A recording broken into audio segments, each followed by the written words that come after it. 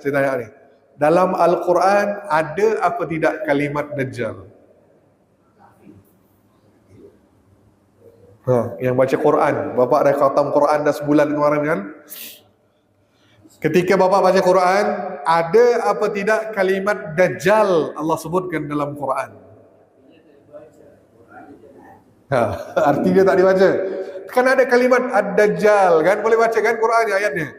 Ada apa tidak Quran, dalam Quran kalimat Dajjal? Cuba cek. Pak Hidayat, ada apa tidak Dajjal dalam Quran?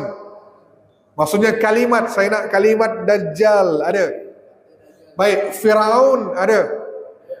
Kalimat Firaun ada. Syaitan ada. Iblis ada. Ada. Ada. Dajjal?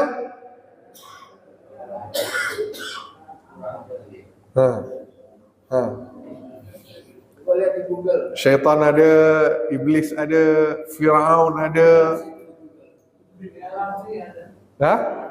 Bapak cari dalam Al-Kahfi takkan jumpa kalimat Dajjal. Tidak ada.